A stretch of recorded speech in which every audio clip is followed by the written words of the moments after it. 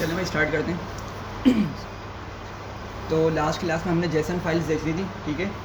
आज जो है हम CSV फाइल्स जी ओवरव्यू दे दूँ। चलें।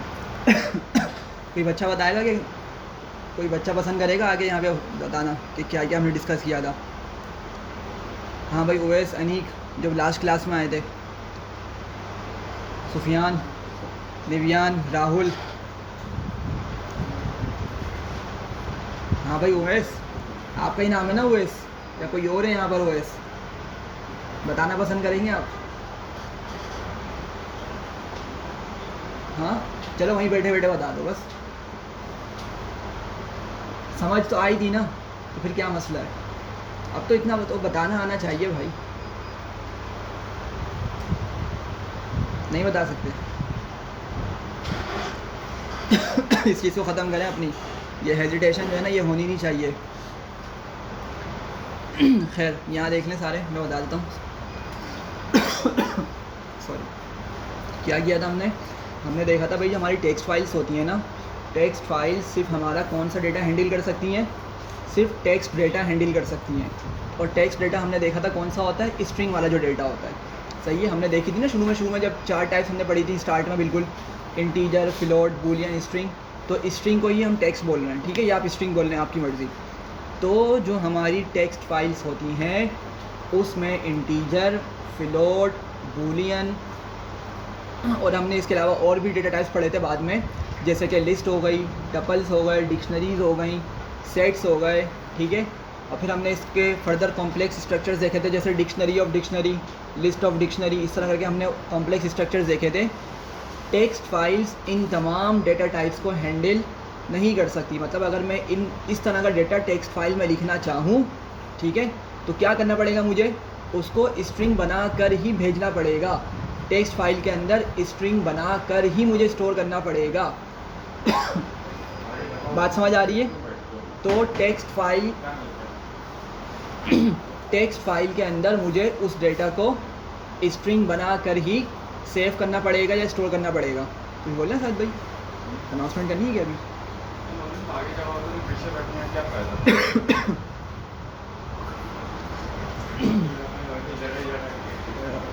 बिल गेट्स और ये इस तरह के बनने चाह रहे हैं, मुझे लग रहा है। असल में इनका जो है ना गोल बहुत आगे का है, बिल गेट्स वगैरह की तरह बनना चाह रहे हैं लोग। अच्छी जगह का बता दो, आपसे मैं साथ चलता हूँ।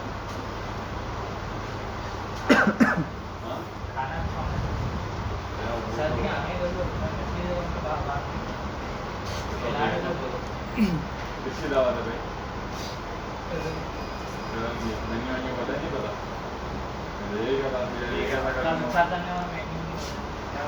अलग तो ऐसे का तू भी शादी में से आ रहे जा रहा है।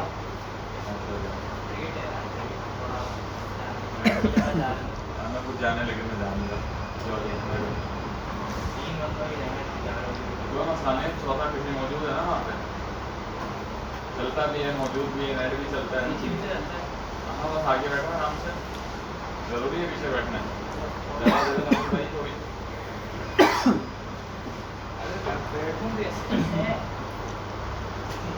ये भी मैं मांगे कि मैं कैसे बैठूँ, तो बहुत जगह है। तू इकलौता अनोखा नहीं है ना, तू इतना मोटा है यार। इधर उधर थोड़ा इधर लो यार, इधर स्वाइप कर लो। अच्छा भाई देखें, तो मैंने यहाँ पे दिखाया था दुनिया में कहीं भी नहीं है यार, सिर्फ खबर में वो भी अगर हमारा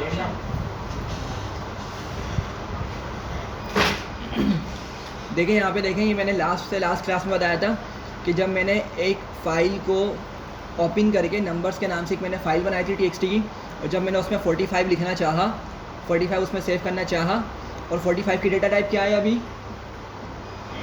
इंटीजर है।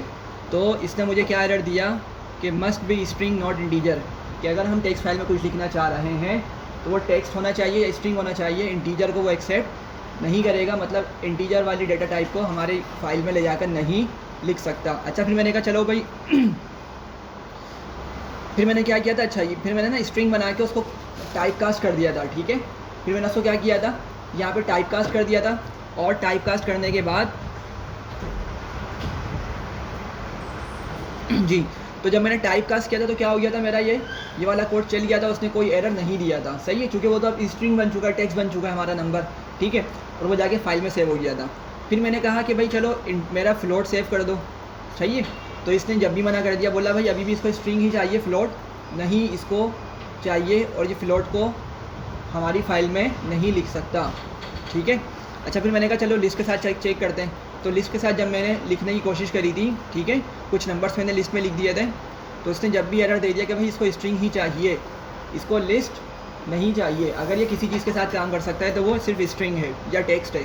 फिर मैंने कहा चलो भाई डिक्शनरी भी ट्राई कर लेते हैं। डिक्शनरी को सिंपल सी डिक्शनरी बना के मैंने उसमें डेटा सेव करना चाहा उसी फाइल में, तो उससे जब भी मना कर दिया, सही है। तो इससे क्या समझ आ रहा है कि भाई टेक्स्ट फाइल के अंदर सिर्फ टेक्स्ट डेटा ही जाएगा, सही है। मतलब आप भले कुछ भी लिख रहे हैं, भले आपका पास इंटीजर है, फ्लोट है, लिस्ट है, डिक्शनरी है, सेट्स हैं, टपल्स हैं, कुछ भी है, आपको उसको स्ट्रिंग बनाकर ही फाइल में लिखना पड़ेगा, फाइल में सेव करना पड़ेगा। बात समझ आ रही है, ठीक है। तो फिर हमने लास्ट क्लास में क्या डिस्कस किया था मैंने आप लोगों को दिखाया था कि वो जो मैंने 45 सेव किया था ना अपने पास, ठीक है, जो मैंने अपने पास, ये फ़ैन ऑफ हो गया, ज़रा फ़ैन ऑन कर देना ऐसा। अच्छा तो ये मैंने 45 लिखा था ना फाइल के अंदर, इसको किस तरह लिखा था मैंने, स्ट्रिंग बना के लिखा था। मतलब अंदर में अब 45 नंबर मुझे लिखने में तो दिख रहा है, मतलब मुझे दिख तो रहा है 45 नंबर मौजूद है फाइल के अंदर, सही है, लेकिन वो असल में डेटा टाइप उसकी क्या है, ये देखें 45 दिख रहा है हमें फाइल के अंदर, लेकिन असल में इसकी डेटा टाइप क्या है भाई, स्ट्रिंग है। तो अगर मैं इस पर कोई प्लस माइनस के ऑपरेशन परफॉर्म करना चाहूँ तो मुझे कोई एरर मिलेगा या नहीं मिलेगा? जी भाई, अगर मैं ये जो स्ट्रिंग अंदर नंबर मौजूद है, नंबर तो है वो 45, सही है। देखें फाइल जब मैंने ओपन की तो मुझे क्या मिल रहा है, 45 मिल रहा है। अब बज़ाहिर तो किस तरह लग रहा है, ये नंबर ही लग रहा है, इंटीजर लग रहा है, सही है, लेकिन असल में स्टोर किस तरह हुआ, स्ट्रिंग बन के स्टोर हुआ ये। तो अगर मैं इस पर कोई ऑपरेशन परफॉर्म करना चाहूँ, मल्टीप्लिकेशन या डिवीजन या कोई एडिशन सब्ट्रैक्शन करना चाहूँ इस नंबर के साथ, तो क्या एरर मिलेगा या सही काम करेगा ये मेरे साथ? एरर मिलेगा, क्योंकि स्ट्रिंग और इंटीजर प्लस नहीं हो सकते, सही है। इंटीजर पे हम ऑपरेशन परफॉर्म कर सकते हैं, ठीक है, इंटीजर फ्लोट पे या फ्लोट पे ऑपरेशन परफॉर्म कर सकते हैं। मतलब दो फ्लोट्स को मैंने प्लस करवा दिया, माइनस करवा दिया, इसी तरह एक फ्लोट एक इंटीजर उसको प्लस माइनस करवा दिया, सही है। तो मतलब इंटीजर और फ्लोट पर ही हम ऑपरेशन परफॉर्म कर सकते हैं, स्ट्रिंग पर नहीं कर सकते प्लस माइनस के ऑपरेशंस, ठीक है। तो फिर क्या देखा था हमने कि इसी तरीके से मैंने उसको प्लस करना चाहा, उसी 45 को मैंने निकाला, ठीक है। और आप लोग देख रहे हैं जब मैंने 45 को यहाँ पे निकाला ना, तो उसकी टाइप क्या मिल रही है मुझे, स्ट्रिंग, क्योंकि भाई मैंने बना के स्टोर ही उसमें स्ट्रिंग फॉर्मेट में किया था, फाइल के अंदर स्टोर ही मैंने स्ट्रिंग फॉर्मेट में किया था, इसलिए मुझे स्ट्रिंग मिलने लगा। फिर मैंने इसको प्लस करना चाहा तो मुझे क्या मिल गया भाई, can only concatenate string not integer.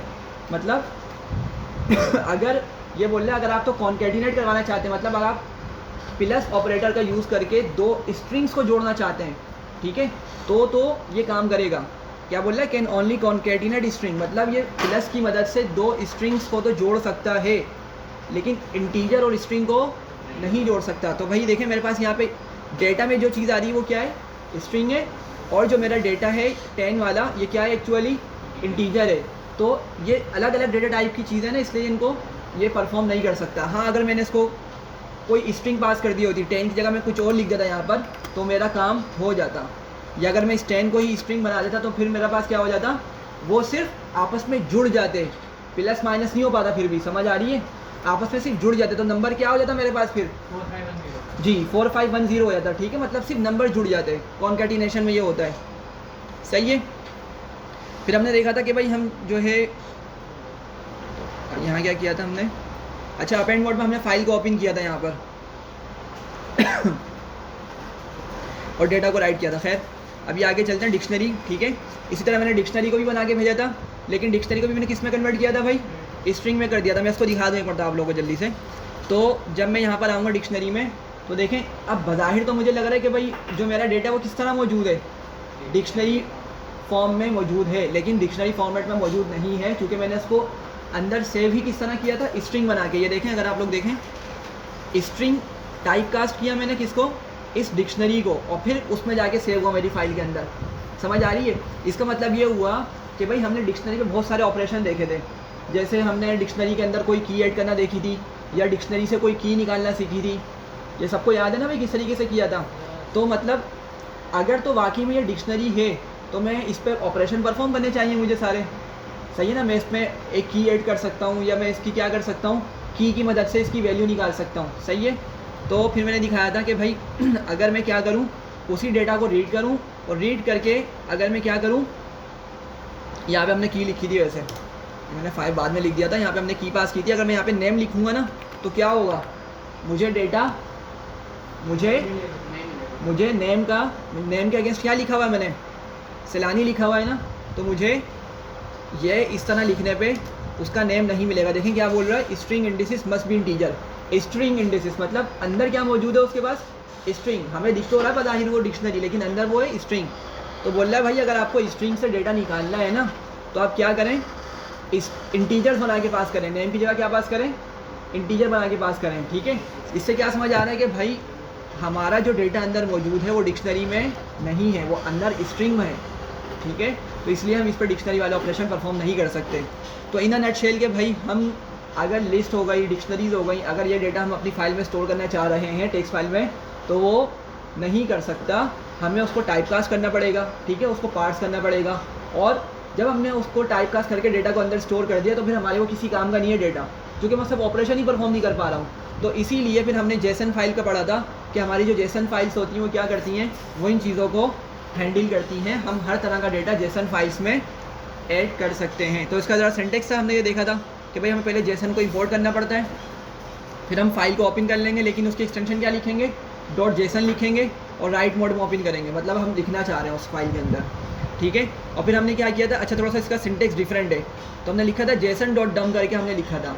ऊपर जब हम लिखते थे क्या करते थे भाई, फाइल डॉट राइट करके लिखते थे, ये देखें फाइल लिखते थे, और फाइल डॉट राइट करके क्या करते थे, हम अपने डेटा को डिक्शनरी टेक्स्ट फाइल में लिख दिया करते थे। लेकिन जेसन फाइल में हम क्या करते हैं, json.dump करते हैं, डेटा बताते हैं हमने डेटा क्या लिखना है, और फिर बताते हैं कि किस फाइल में लिखना है, तो ये फाइल आ जाती है, सही है भाई? इसी तरीके से फिर हमने यहाँ पे डेटा को निकाल के देखा था, हम उसका ऑपरेशन परफॉर्म कर पा रहे थे। सिमिलरली हमने लिस्ट को भेजा था, ठीक है? अगर मैं इसको करके दिखा दूँ एक मरतबा, अच्छा name Jason is not defined, मुझे जेसन को इंपोर्ट करना पड़ेगा। यहाँ पर मैं इसी सेल में आ जाता हूँ और इस सेल में मैं इंपोर्ट जेसन लिख लेता हूँ, सही है? जेसन को इंपोर्ट कर लिया, ये देखें मेरे पास फाइल 2.json बन चुकी है, और देखें मेरे पास डेटा किस तरह आ चुका है, लिस्ट में ही आया है, ठीक है? तो जेसन फाइल का ये यूज़ था, ठीक है भाई? तो आगे चलते हैं, अभी हम देखते हैं आज का हमारा टॉपिक है इंशाल्लाह ताला ऑब्जेक्ट ओरिएंटेड, ठीक है? और CSV फाइल्स। तो पहले CSV फाइल्स हम देख लेते हैं, उसका थोड़ा सा इंट्रोडक्शन ले लेते हैं CSV फाइल्स का, और फिर हम मूव करेंगे ऑब्जेक्ट ओरिएंटेड पे। अच्छा भाई, CSV फाइल्स क्या होती है? CSV फाइल्स, हाँ भाई अनीक, क्या होती है CSV फाइल? आपकी चेयर इतनी नीचे क्यों है? थोड़ा सा ऊपर करें अपनी चेयर को। हाँ क्यों? ऊपर तो हो जाएगी ना, ये ऊपर भी नहीं हो रही, माना कहीं नहीं मैं ऊपर नहीं हो सकती, ऊपर नहीं हो सकती।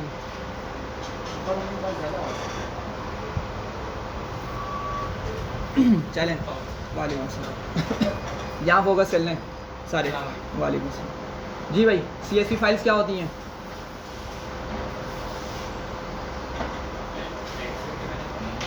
कौन सी? एक्सेल की फाइल्स, ठीक है? एक्सेल की तरह ही होती हैं, लेकिन देखें CSV फाइल्स हम पढ़ रहे हैं तो पहले हम इसको लिख ही लेते हैं कि CSV फाइल्स होती क्या है।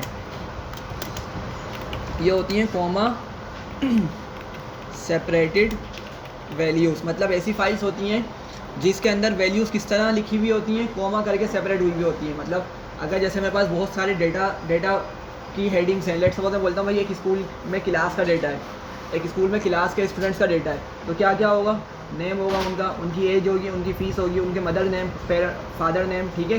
फिर क्या होगा, पॉसिबली कि वो शायद फादर की सैलरी भी लिखी है उन्होंने। तो बहुत सारे डेटा हमारे पास मौजूद है, बहुत सारा डेटा हमारे पास मौजूद है।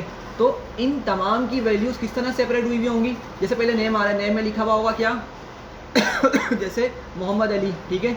फिर उसकी फ़ी फॉर एग्जांपल कॉमा करके हम क्या लिखेंगे, उसकी फ़ी लिख देंगे 15,000, तो मोहम्मद अली कॉमा 15,000 कॉमा उसकी एज है, फिर तो एज लिख देंगे फॉर एग्जांपल 15 ईयर्स, सही है? तो मतलब वैल्यूज़ जो होती हैं किस तरह लिखी हुई होती हैं CSV फाइल्स के अंदर, कॉमे से सेपरेट हुई भी होती है, मतलब लिखी हुई तो नॉर्मली वैसे ही होती है जिस तरह हम लिखते हैं, लेकिन वो सेपरेट किस तरह हुई भी होती हैं, कोमा करके। अभी इसको देखते भी किस तरह का काम करता है। तो कोमा सेपरेटेड वैल्यूज़ वाली फ़ाइल होती हैं, ठीक है, मतलब जिसके अंदर हमारा डेटा कोमे से सेपरेट हुआ है, ठीक है। अच्छा, इसका देखते हैं कि क्या सिंटेक्स होता है। सबसे पहले तो हमें क्या करना पड़ेगा, हमें CSV को इंपोर्ट करना पड़ेगा, ठीक है। थर्ड पार्टी लाइब्रेरी हमें यूज़ करनी पड़ती है इसमें, ठीक है। जिस तरह हमने जेसन में फ़ाइल को इंपोर्ट किया था, लाइब्रेरी को इंपोर्ट किया था, ये रहा इंपोर्ट जेसन करके, ठीक है। इसी तरीके से हमें CSV को भी इंपोर्ट करना पड़ता है, सही है। अच्छा खैर इसके बाद स्ट्रक्चर वैसे ही होता है तकरीबन। विथ ओपन लिखेंगे हम, ठीक है, फाइल का नेम लिखेंगे, .csv करके इसको एक्सटेंशन देंगे, ठीक है। और यहाँ पे हमें दो चीज़ें और बतानी है, एक तो होता है हमारा मॉड और एक होता है हमारा न्यू लाइन, ठीक है। न्यू लाइन बताता हूँ मैं ज़रा क्या होता है, ये थोड़ी सी यहाँ पे न्यू चीज़ है। और फिर वही लिख देंगे हम यहाँ पे, अगर हम चाह रहे हैं फाइल लिख लें, फाइल लिख लेंगे, सही है। फिर हम क्या करते हैं, हम यहाँ पे आके लिखते हैं इसको CSV डॉट राइटर, एक ऑब्जेक्ट बनाते हैं। अच्छा, ये अभी मैं आपको सिर्फ इसका जनरल स्ट्रक्चर बता रहा हूँ, ठीक है, जनरल स्ट्रक्चर बता रहा हूँ।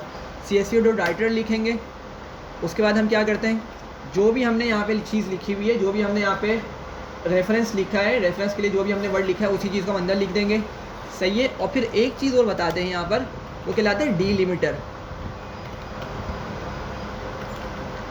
ठीक है। डीलिमिटर होता है हमारे पास, और इसको हम यहाँ पे देते हैं कोमा। अगर हम कोमे वाली फाइल्स बनाना चाह रहे हैं, कोमे करके सेपरेट अगर होने ही हमारी वैल्यूज़, अगर हमारी वैल्यूज़ ने कोमे से सेपरेट होना है तो हम यहाँ पे क्या लिखते हैं, कोमा। वैसे हम कोई भी चीज़ लिख सकते हैं यहाँ पे, फुल स्टॉप, @ जो भी हम चाहें, ठीक है। लेकिन असल में फ़ाइल का नाम क्या है, कोमा सेपरेटेड वैल्यूज़, कोमे से सेपरेट होंगी हमारी वैल्यूज़, तो इससे हम यहाँ पे कोमा यूज़ करते हैं, ठीक है। अगर आप लोग यहाँ पे इवन इक्वल्स भी यूज़ करेंगे ना, कोई मसला नहीं आएगा, सही है। लेकिन क्या हो रहा है, फ़ाइल की जो नेमिंग है उसके अगेंस्ट हम जा रहे हैं, ठीक है। और ये रिकग्नाइज भी नहीं है, मतलब आप जब पांडास पे काम कर रहे होंगे तो आपको कोई ऐसी फाइल नहीं मिलेगी कि उसमें कहीं पे फुल स्टॉप हो, कहीं पे आपको इक्वल्स का साइन मिल रहा हो। हमेशा आपको किस तरह मिलेंगी CSV फाइल्स, कोमे से ही सेपरेट हुई हुई फाइल्स मिलेंगी, ठीक है, मतलब कोमे से सेपरेट हुई हुई वैल्यूज़ मिलेंगी उस फाइल के अंदर, ठीक है। तो ये हमारा ऑब्जेक्ट बनता है, उसको हम क्या देते हैं भाई, एक नाम दे देंगे हम इसको यहाँ पर। तो लेट सपोज मैं इसको बोल देता हूँ हैंडलर करके, यहाँ पे नाम दे देता हूँ, ठीक है। तो ये स्ट्रक्चर तो क्या रहेगा हमारा, सेम रहेगा। अगर हम फाइल लिख रहे हैं, विथ ओपन ऐसे ही लिखना है हमने, फाइल नेम लिखेंगे, .csv लिखेंगे। मॉड हमने देखे थे भाई, बहुत सारे मॉड्स हमारे पास, अपेंड है, राइट है, रीड है, ठीक है, उसके अलावा भी हमने देखे थे। फिर न्यू लाइन हम यहाँ पे एक पैरामीटर पास करेंगे, ठीक है, और इसमें मैंने इसको एम्प्टी स्पेस दिया हुआ है, ठीक है। तो इसको अभी एक्सप्लेन करता हूँ मैं। और फिर हमने क्या करना है यहाँ पे CSV dot writer, sorry right नहीं है, राइटर है ये, CSV डॉट राइटर का यूज़ करेंगे। ये किस लिए यूज़ होता है, एक ऑब्जेक्ट बनाएगा ये हमारा। ये क्या करेगा, ये जो पूरी लाइन है ना CSV डॉट राइटर, और फिर मैंने फाइल लिखा हुआ अंदर ब्रैकेट में और डीलिमिटर लिखा हुआ है, ये असल में ये पूरा वाला पार्ट, राइट वाला पार्ट क्या करेगा, एक ऑब्जेक्ट बनाएगा जिसको मैंने क्या नाम दे दिया, हैंडलर। अब मैं इस हैंडलर की मदद से सारे ऑपरेशन परफॉर्म करूँगा, मतलब मुझे जो भी कुछ लिखना है अपनी फ़ाइल में, उस फाइल में मैं किस तरह लिखूँगा, हैंडलर की मदद से लिखूँगा। अगर आप लोग ऊपर देखें, ऊपर हम क्या करते थे यहाँ पे देखें, जब हम जेसन के साथ काम कर रहे थे तो हम क्या करते थे भाई, हम यहाँ पे उस डायरेक्ट लाइब्रेरी को यहाँ पे यूज़ कर लिया करते थे। मैं आपको दिखाता हूँ सिंपल वाली चीज़, ठीक है। यहाँ देखें तो हम क्या करते थे, डायरेक्ट उस लाइब्रेरी का नाम लिख के .डम कर दिया करते थे, ठीक है। हमने यहाँ पर कोई भी ऑब्जेक्ट नहीं बनाया था, ठीक है। हमने क्या किया, JSON.डम किया और अपना डेटा यहाँ पे लिख दिया फर्स्ट पोजीशन पे, और जो हमने फाइल को रेफरेंस के तौर पे नाम दिया है ना, उसको हमने अंदर लिख दिया था। टेक्स्ट फाइल में जब हम काम कर रहे थे तो हमने डायरेक्ट फाइल लिख लिया था, हमें फिर लाइब्रेरी की भी ज़रूरत नहीं थी। देख लें एक नज़र, ये देखें हमने क्या किया था सॉरी, हमने सिंपल ये वाली लाइन लिखी थी, और फाइल क्या था भाई, मेरी फाइल जो है असल में एक रेफरेंस है। वो रेफरेंस क्या है, असल में numbers.txt को ही बता रहा है वो, ठीक है। फाइल मतलब numbers.txt का मैंने समझ लिया दूसरा नाम रख दिया, उसको मैंने क्या बोल दिया, फाइल बोल दिया। आप इसको F बोल दें, A बोल दें, ABC बोल दें, ठीक है। मतलब बस उसको एक पॉइंटर हमने बना दिया कि भाई मैं उस फाइल का नाम की जगह ना क्या यूज़ करूँगा, मैं उसको फाइल के तौर पे याद रखूँगा, फाइल के तौर पे याद कॉल करूँगा। तो हम क्या करते थे, direct file dot read, file dot right कर लिया करते थे, सही है। लेकिन नीचे हम क्या कर रहे हैं, नीचे हम एक ऑब्जेक्ट बनाएंगे CSV फाइल में डेटा लिखने के लिए, और इसको आप कोई भी नाम दे सकते हैं। ऑब्जेक्ट लिख लें, हैंडलर लिख लें, हैंडलर ऑब्जेक्ट लिख लें, ठीक है, आपके ऊपर है।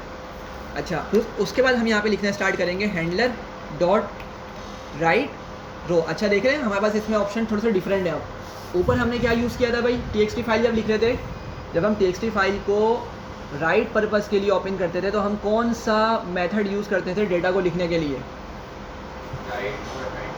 राइट, वो अपेंड तो मोड था हमारा। मैं बोल रहा हूँ मेथड क्या लिखते थे हम, फाइल डॉट करके क्या लिखते थे? फाइल डॉट राइट लिखते थे। क्या लिखते थे? फाइल में अगर मुझे कुछ डेटा लिखना है तो मैं क्या यूज़ करता था? फाइल डॉट राइट का यूज़ करता था। अच्छा, जेसन में हमने इसको किस तरह से यूज़ किया था? जेसन डॉट डम। सही है, जब मुझे जेसन फाइल में डेटा स्टोर करना था तो मैंने जेसन डॉट डम करके यूज़ किया था। ठीक है, अब वहाँ पे राइट का कॉन्सेप्ट नहीं था जेसन फाइल्स में। CSV फाइल्स में भी थोड़ा सा डिफरेंट हो जाता है। CSV फाइल में अगर हमें लाइन बाय लाइन काम करना है, मतलब मैं चारों, पहले मैं एक लाइन लिखूँ, फिर मैं दूसरी लाइन लिखूँ, फिर मैं तीसरी लाइन लिखूँ, मतलब लाइन बाय लाइन काम करूँ। सही है, मतलब ऐसा नहीं कर रहा कि मेरे पास बहुत सारा डेटा मौजूद है और मैं उस डेटा को तमाम लाइन्स पे लेके जाना चाह रहा हूँ। नहीं, मैं क्या करूँ, बस पहले मैं एक लाइन का डेटा लिख रहा हूँ, फिर मैं दूसरी लाइन का डेटा लिख रहा हूँ। तो लाइन बाय लाइन काम करने के लिए हम क्या यूज़ करते हैं? राइट रो का यूज़ करते हैं। ठीक है, और अगर हमें बहुत सारा डेटा एक ही साथ लिखना है फाइल के अंदर तो उसके लिए बस S लगा देंगे हम। ठीक है, तो सॉरी, राइट रो लिखेंगे और राइट रो के अंदर ये बहुत इंपॉर्टेंट चीज़ है, यहाँ पे क्या लिखेंगे भाई, हम लिस्ट बनाकर इसको देंगे। क्या करेंगे, इसको हम लिस्ट बनाकर हम इसमें डेटा को लिखेंगे। ये बात समझ आ रही है? सिंटेक्स समझ आ रहा है भाई सबको? सिंटेक्स यहाँ पे समझ आ रहा है? जी भाई। हाँ भाई, यानी एहसन, सुफियान, समझ आ रही है आपको? सोफ़ा मंगवा दूँ थोड़ा है? ओवैस, नासिर, हसनैन, राहुल, अनीक, आलियान, समझ आ रही है क्या बताया मैंने? सही है भाई। तो क्या करना पड़ेगा, राइट रो के अंदर मुझे अपना लिस्ट के अंदर डेटा लिखना पड़ेगा। ठीक है, तो वो क्या करेगा, फिर हमारे उस डेटा को प्रॉपरली फाइल में ले जाकर लिखेगा। अब देखते हैं इसको। अच्छा, ये तो क्या हो गया, राइट पर्पज़ के लिए हो गया। ये किस पर्पज़ के लिए हमने CSV फाइल को देखा? अगर मुझे CSV फाइल में कुछ लिखना है।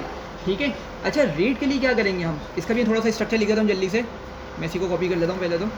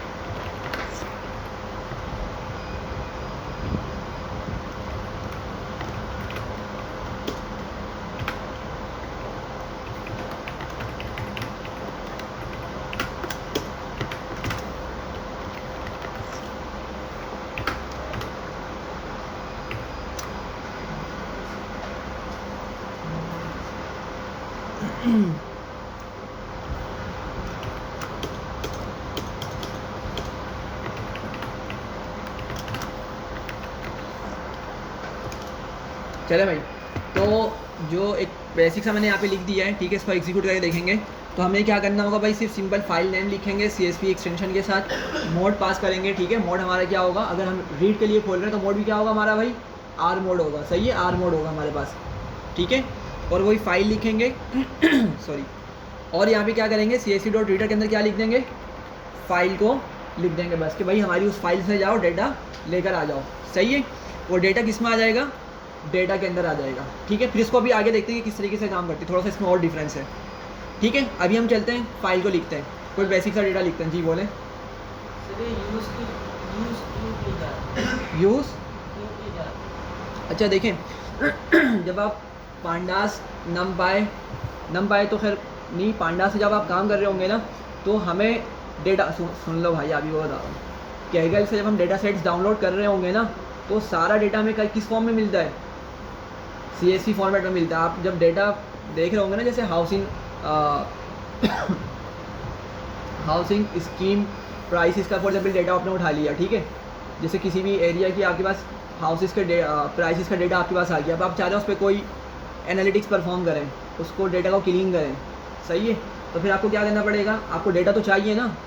ठीक है, अब उस डेटा में क्या क्या हो सकता है, जैसे हाउस का एरिया हो गया, उसकी प्राइस हो गई, ठीक है, फ्लोर्स होगा, उसमें कितने फ्लोर्स हैं, kitchen, bathroom, number of rooms, ठीक है, हर फ्लोर पे कितने, मतलब बहुत डिटेल में डेटा हमें मिल रहा होगा। तो ये सारा डेटा आपको किस में मिलेगा? एक्सेल फाइल यूज़ हो, मतलब एक्सेल फाइल में नहीं मिलेगा आपको डेटा, किस में मिलेगा? CSV में। ऑल्दो कि अगर आपको एक्सेल में मिले तो जब भी हम उसको यूज़ कर सकते हैं, लेकिन जो डेटा एनालिस्ट और जो डेटा साइंस वाली साइड है ना, इसमें आपको जो डेटा मिल रहा होगा वो किन फाइल से मिलता है, किस फाइल में मिलता है? CSV फाइल में मिलता है आपको डेटा। फिर आप उसको लोड करते हैं पांडास के अंदर, और फिर आप क्या करते हैं, पांडास हम देखेंगे कि पांडास बहुत हमारा काम को ईजी बना देती है, ठीक है। तो फिर हम देखेंगे कि किस तरीके से हम उस डेटा को डील कर सकते हैं। समझ आ रही है? तो जितने भी आप डेटा पे आगे आगे काम करने वाले हैं ना, वो सारा का सारा आपको किस में मिलेगा? CSV में मिलेगा। सही है। तो जस्ट एक समझाने के लिए कि हम CSV को खुद बना भी सकते हैं, ठीक है, और उससे डेटा को बगैर पांडास यूज़ किए रीड भी कर सकते हैं।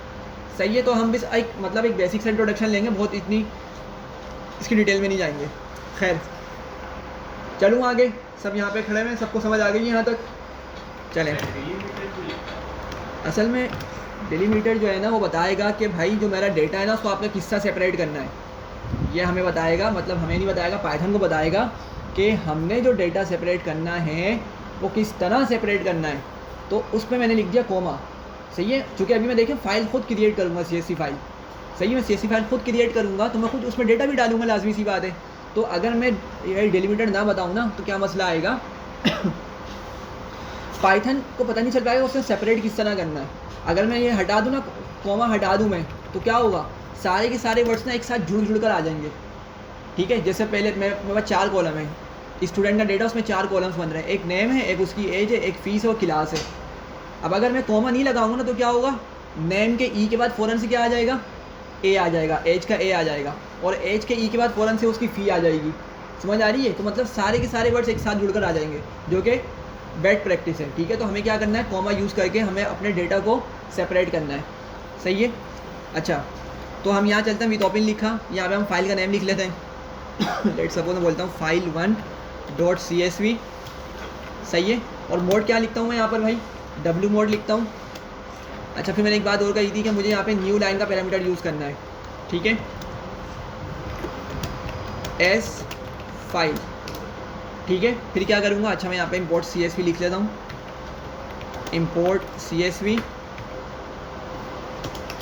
और क्या करूँगा यहाँ पे CSV डॉट राइटर, ये ऑब्जेक्ट बनाने के लिए यूज़ होगा। फिर मैं क्या करूँगा यहाँ पर सॉरी, फाइल लिखूँगा, ठीक है। अभी फाइल लिखूँगा, ये देखें स्ट्रक्चर देखें, ये रहा फाइल लिखूँगा कि मुझे किस फाइल को ओपन करना है, ठीक है। और फिर क्या करूँगा, इसको मैं डिलीमीटर पास करूँगा, और मैं यहाँ पे इसको दे देता हूँ कॉमा, और मैं इस पूरी लाइन का एक ऑब्जेक्ट बना लूँगा जिसको मैं बोलता हूँ हैंडलर। सही है भाई, वही चीज़ लिखी जो हमने ऊपर लिखी थी सारी। अच्छा, अगली लाइन पर आते हैं, और क्या करूँगा मैं, अब मैं लिखता हूँ हैंडलर डॉट क्या लिखूँगा, देखिए मुझे रिकमेंड भी कर रहा है राइट रो, मैंने राइट रो सेलेक्ट कर लिया, ब्रैकेट बनाऊँगा और मैं लिस्ट बना के अब डेटा को पास करूँगा, ठीक है। तो लेट्स सपोज सबसे पहले मैं क्या कर रहा हूँ, उसके हेडर्स पास कर रहा हूँ।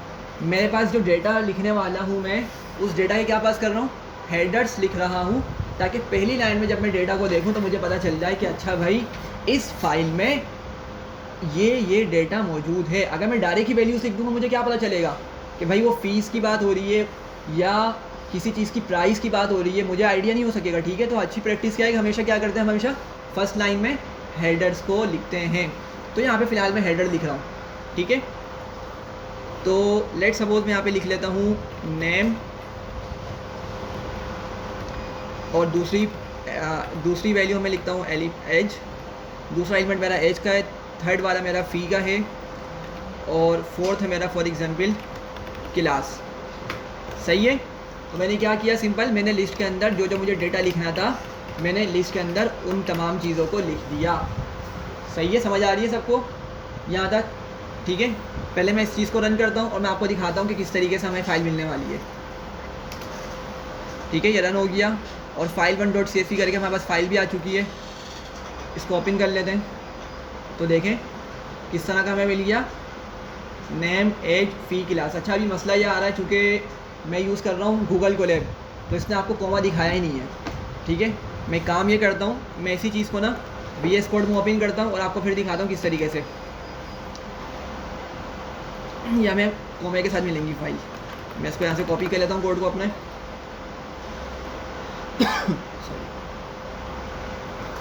यहाँ से VS कोड ओपन करता हूँ,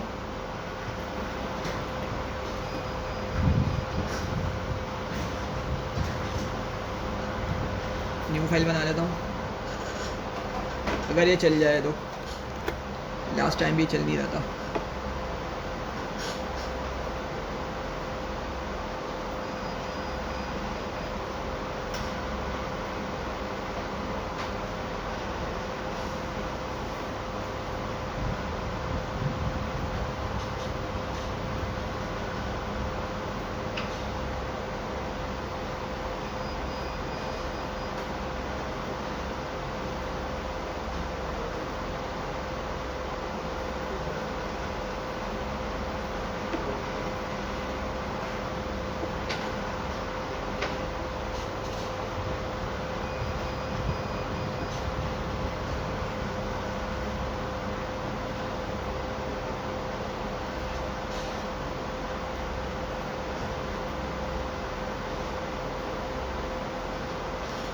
नहीं भाई, सलानी वाले पत्नी क्या करते हैं कि अगर पूरी पाइथन इंस्टॉल करने बैठूंगा ना फिर तो काम ख़राब हो जाएगा। खैर अभी हम आगे बढ़ते हैं, चूँकि गूगल कोलैब पे क्या चीज़ कंपाइलर में चेक कर लेते हैं। कंपाइलर का मुझे आइडिया नहीं, वैसे चलेगा उसमें।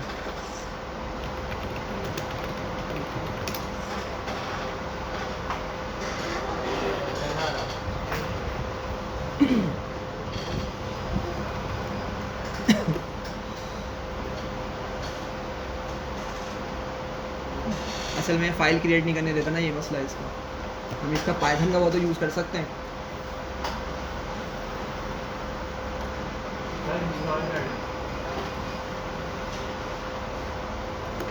पाइथन इंस्टॉल करूँ बहुत टाइम लग जाएगा, मैं इंस्टॉल पे लगा देता हूँ वैसे।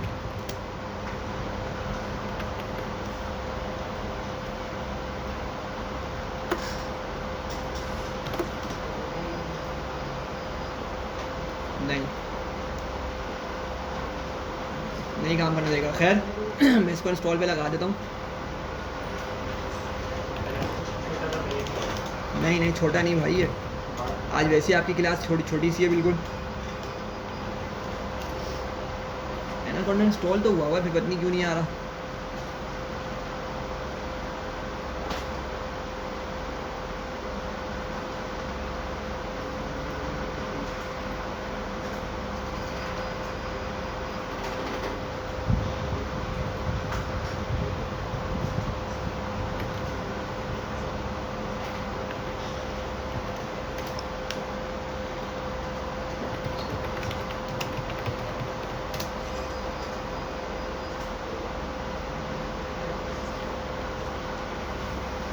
कुछ भी नहीं हुआ इसमें। खैर थोड़ा सा आपको झेलना पड़ेगा, क्या कर सकते हैं।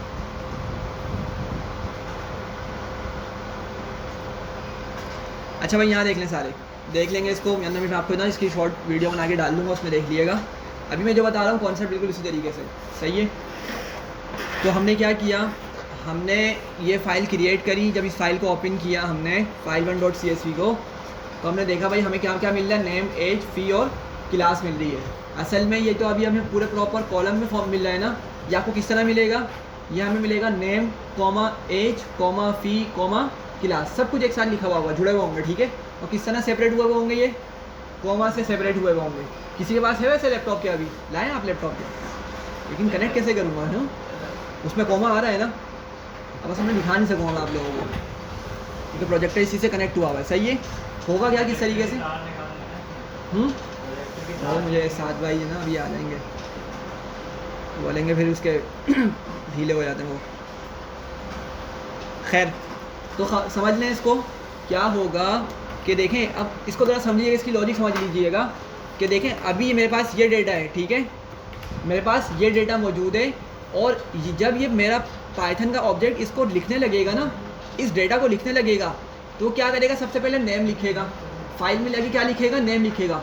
और नेम के बाद क्या लिखेगा भाई, वो उसको सेपरेट कर देगा, कोमा लगा देगा, ठीक है। फिर क्या करेगा, फिर दोबारा से आएगा यहाँ पर और दोबारा क्या करेगा, उसी लाइन में एज को लिखेगा। मैं इसको दिखा देता हूँ डेमो करके। फॉर एग्जांपल जैसे ये समझ लें, ये सेल मेरे पास एक फ़ाइल है, तो पहला उसने डेटा उठाया नेम, उसने नेम लिख दिया, फिर क्या लगाएगा, उसको डिलीमीटर क्या मिल रहा है, ठीक है, कोमा।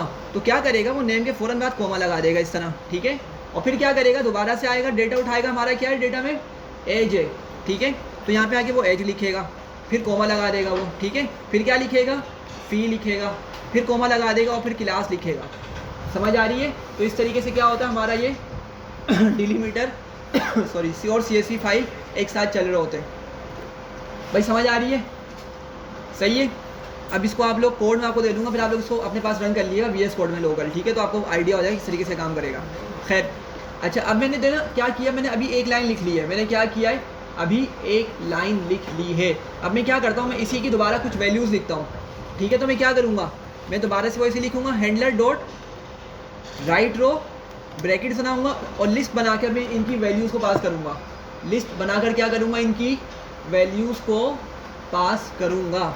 मतलब देखें, नेम है ना, तो फर्स्ट पोजीशन में मैं किसको लिखूँगा, नेम को लिखूँगा। लेट सपोज यहाँ पे लिख देता हूँ, क्या लिखूँ, अनीक, सही है। तो पहले मैंने क्या लिख दिया भाई, नेम की जगह क्या लिख दिया, अनीक। मतलब नेम की जगह क्या सेव करो, जाके मेरा अनीक सेव करो नेम वाले कॉलम में। अच्छा, अनीक की एज कितनी है भाई, जी सर 42, अच्छा 14, मैंने मुझसे ही बड़े होगा आप। अच्छा भाई, फ़ी कितनी है अनीक की, 1035, ऐसी है ठीक है, ठीक है। तो देख रहे हैं आप लोग, पहले मैंने नेम लिखा था ना भाई, तो मैंने नेम के लिहाज से अपना डेटा लिख दिया। फिर मैंने क्या लिखी थी, एज लिखी थी, तो मैंने वो एज लिख दी। फिर मैंने फ़ी लिखी थी ऊपर कॉलम में, तो मैं क्या कर रहा हूँ, मैंने यहाँ पे फ़ी लिख दी। अब मैं चौथे नंबर पे क्या लिखूँगा भाई, क्लास लिखूँगा। जी भाई, यानी कौन सी क्लास में आप, कम्युनिकेशन क्लास में नहीं है, कम्युनिकेशन जिसमें कर रहे होते हैं। अच्छा खैर 8th क्लास में भाई, यानी कम्युनिकेशन क्लास लेने नहीं है, सही है भाई। तो ये मैंने डेटा लिख दिया। अब मैं इसको दोबारा से एग्जीक्यूट करता हूँ, ठीक है। एग्जीक्यूट करूँगा, अच्छा क्या होगा, देखें पुराने जो हम कॉन्सेप्ट देख कर आए ना, पुराने कॉन्सेप्ट वैसे ही हैं हमारे पास, कि जब मैं W मोड में ओपन करता हूँ ना किसी भी फाइल को, W मोड पास करता हूँ, तो पाइथन क्या करता है, सबसे पहले जाके उस फाइल को तलाश करता है, ठीक है। जो फाइल मैंने यहाँ पे लिखी है, उस फाइल को क्या करेगा, उस फोल्डर में ढूंढेगा, तलाश करेगा, ठीक है। अगर वो फाइल उसको मिल जाती है तो किस मोड में ओपन करेगा भाई, राइट मोड में ओपन करेगा। मतलब उस फाइल को ओपन करेगा, लेकिन किस पर्पज़ के लिए, मैं उस फाइल में कुछ डेटा को क्या कर सकता हूँ, इस डेटा को क्या कर सकता हूँ, उस फाइल में क्या कर सकता हूँ, कहाँ है कंसंट्रेशन, दिख रहा है, क्या दिख रहा है, यहाँ देख लो भाई, प्रैक्टिस नहीं करो, यहाँ देख लो आप प्रैक्टिस अभी कर रहा हो, फिर आप समझोगे कब।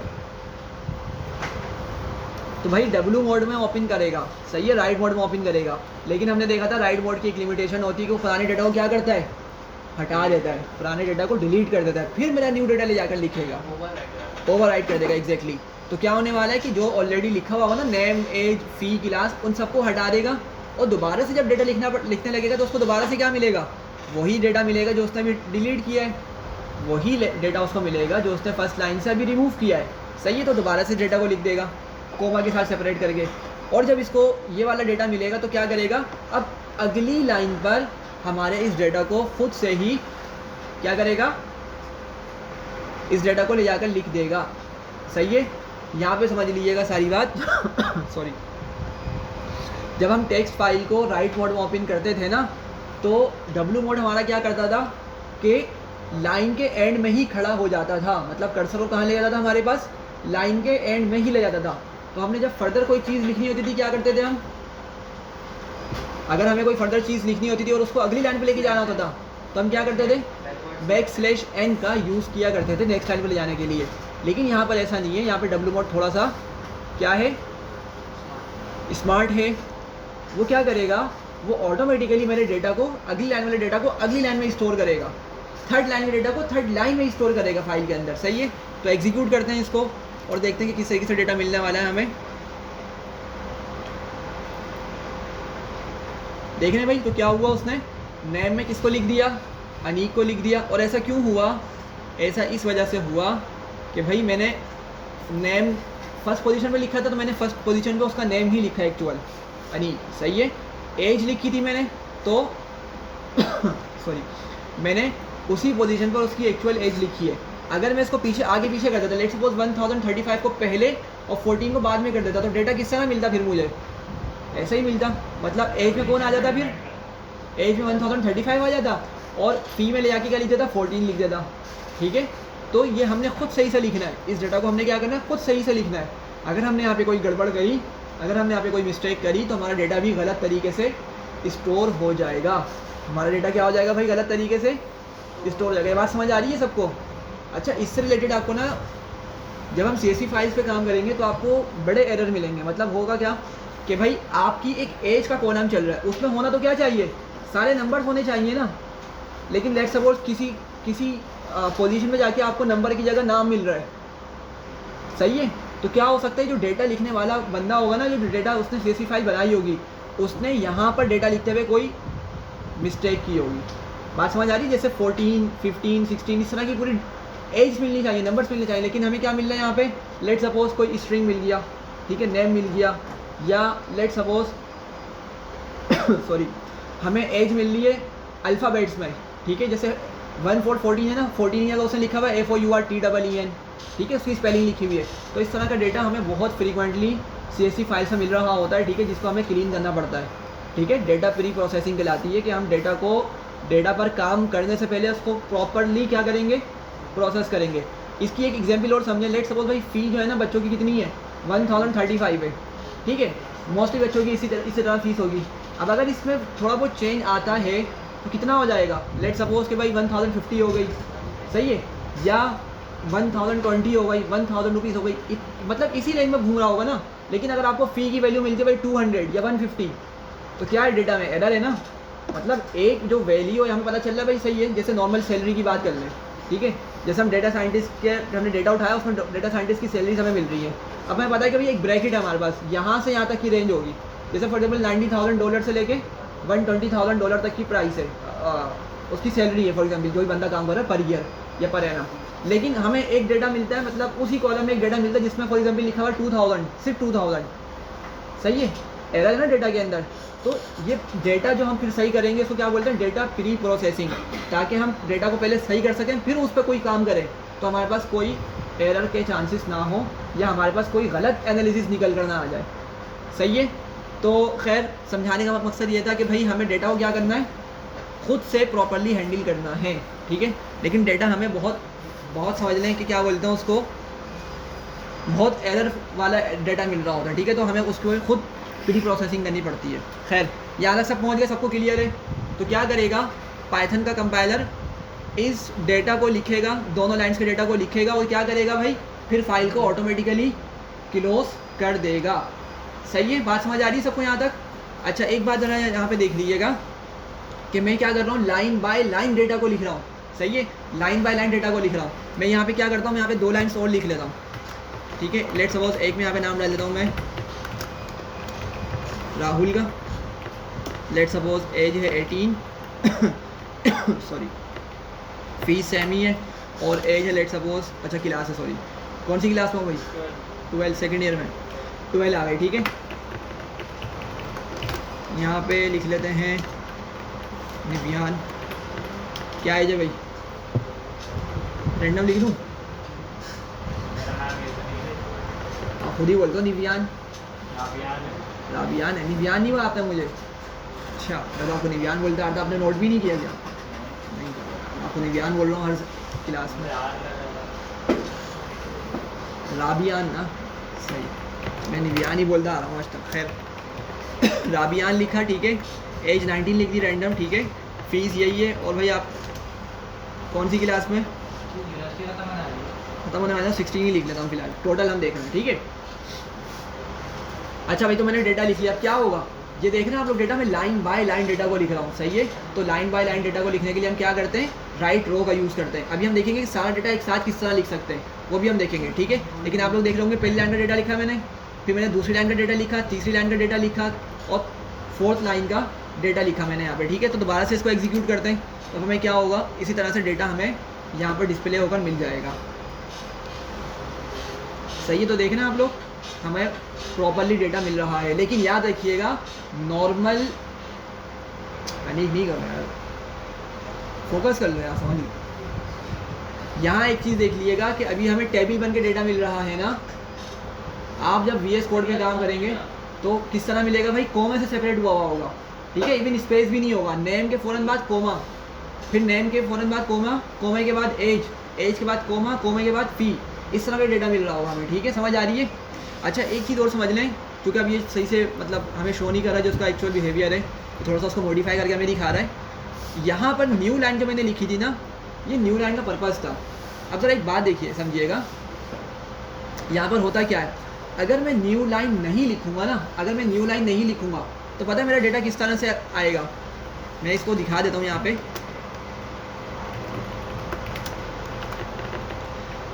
सॉरी, अगर मैं न्यू लाइन का पैरामीटर पास नहीं करूँगा, पता है क्या होगा, एक लाइन का स्पेस मिलेगा मुझे और उससे अगली लाइन में मेरा डेटा जा रहा होगा, उससे अगली लाइन पर मेरा डेटा जा रहा होगा इस तरह का। मतलब ये जो लाइन मुझे मिल रही है ना स्पेस, ये एम्प्टी मिल रही होगी, सही है। फिर क्या होगा, देखें अभी मैंने न्यू लाइन अगर हटा दिया, मैं इसको हटा देता हूँ ताकि कन्फ्यूजन ना हो, तो डेटा किस तरह लिखा जा रहा होगा फाइल के अंदर, इस तरह लिखा जा रहा होगा, इस तरह कंपाइलर जाके लिख रहा होगा, ठीक है।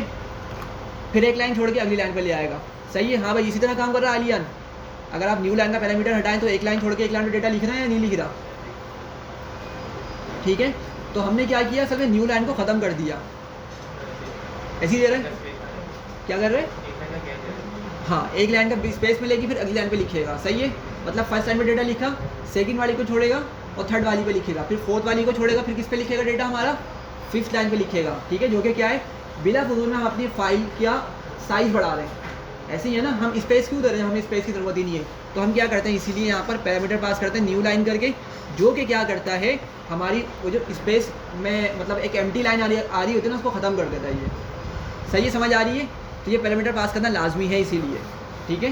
क्योंकि अब अगर हम ये पास नहीं करेंगे और हम बहुत बड़ा डेटा सेट लिख रहे हैं फाइल के अंदर, तो वो फाइल का क्या हो जाएगा, साइज़ और ही ज़्यादा बढ़ जाएगा और फिर आगे भी उस पर प्रॉब्लम फेस करनी पड़ेगी जब आप उसको आगे यूज़ करना होगा हमें फाइल को, सही है भाई। तो ये हमने देख लिया कि किस तरीके से हम डेटा को CSV फाइल में लिख सकते हैं,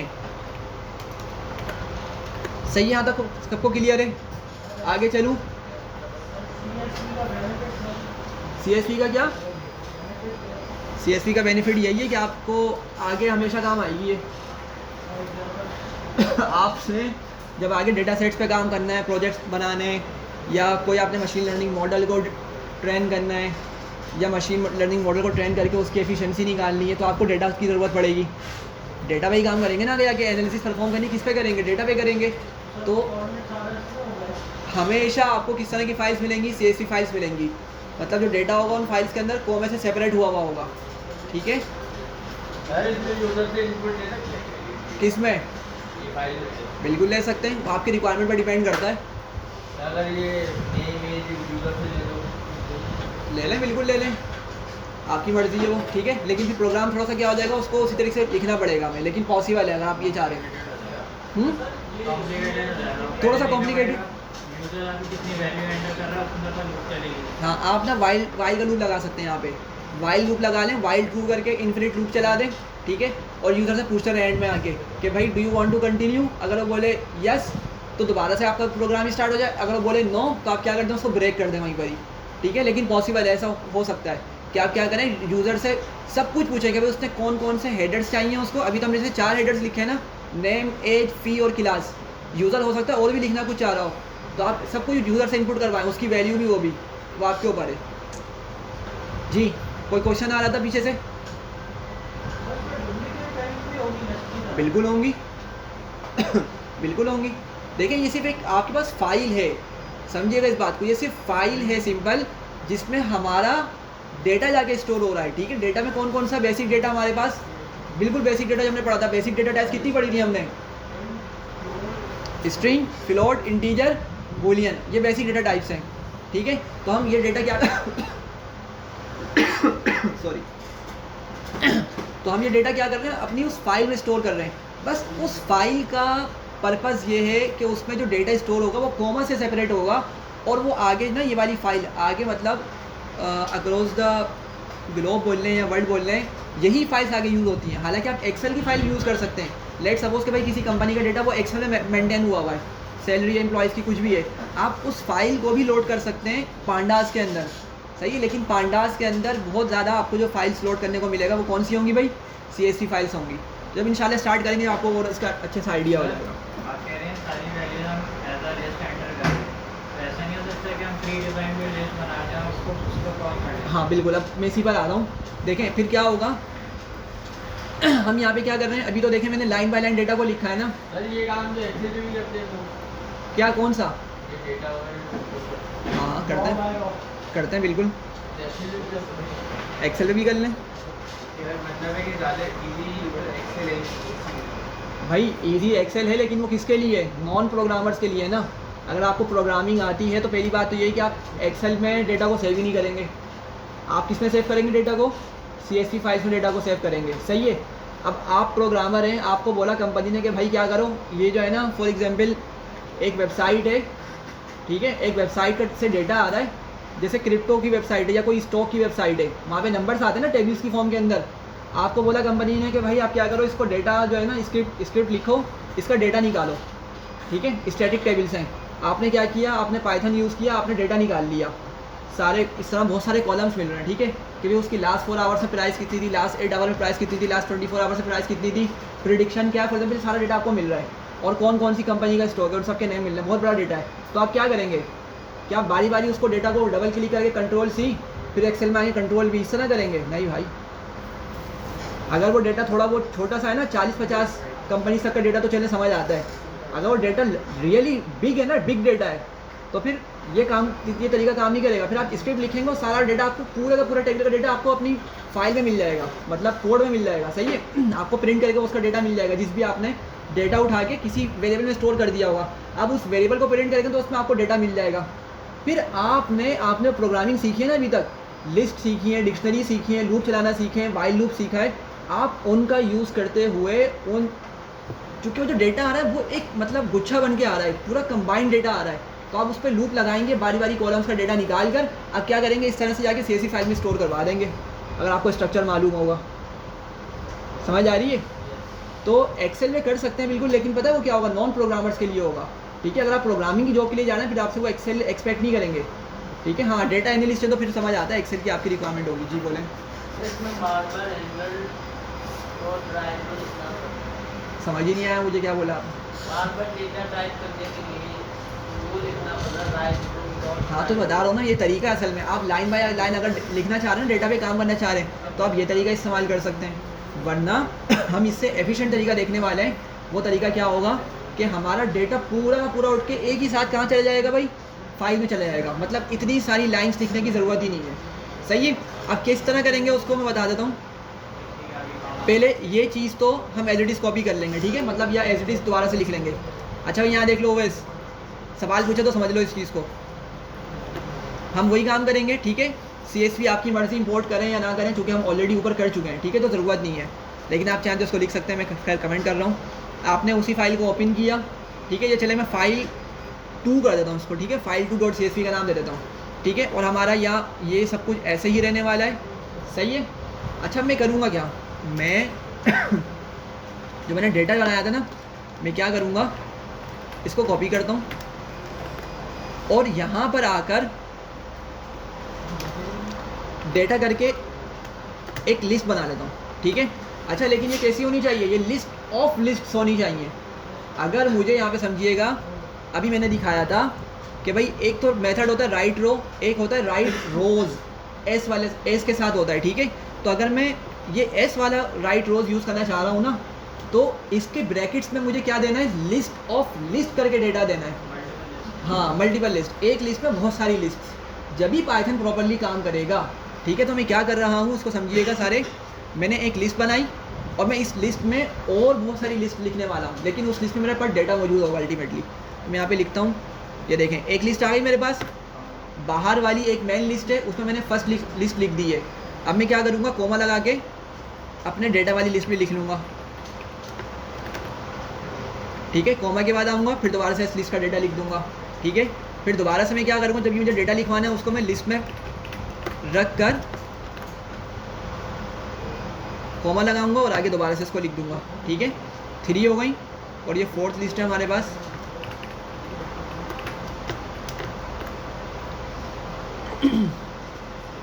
कोमा, ठीक है, एंड वाला ख़त्म हो गया, सॉरी। ठीक है, एक ये आ गई और मैं एक लिस्ट और लिख लेता हूँ। लेट सपोज मैं यहाँ पे नाम चेंज कर लेता हूँ।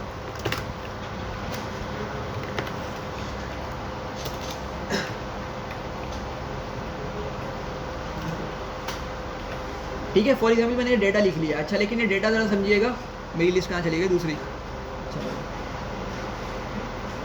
इसको मैं नेक्स्ट टाइम पे ले आता हूँ। सही है भाई, तो मैंने क्या किया, लिस्ट ऑफ लिस्ट्स बनाकर मैंने डेटा के अंदर सेव कर दिया अपने डेटा को। सही है, तो अब मैं राइट रोज़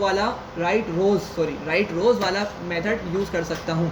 तो मैं क्या बोलूँगा, हैंडलर डॉट राइट रोज़ ब्रैकेट बनाऊँगा और डेटा को यहाँ पे पास कर दूँगा।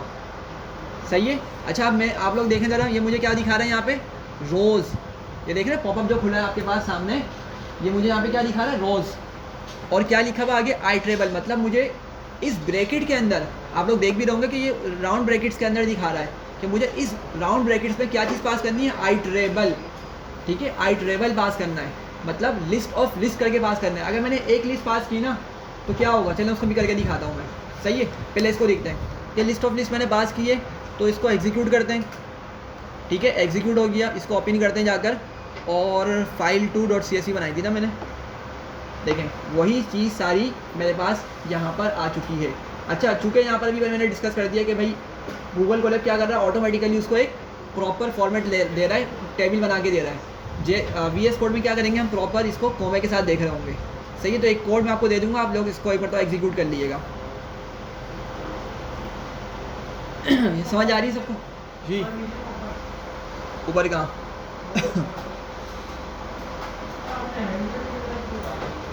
ये असल में हमने ऑब्जेक्ट बनाया है। जब हम CSV फाइल के साथ काम करते हैं तो हमें ऑब्जेक्ट बनाना पड़ता है।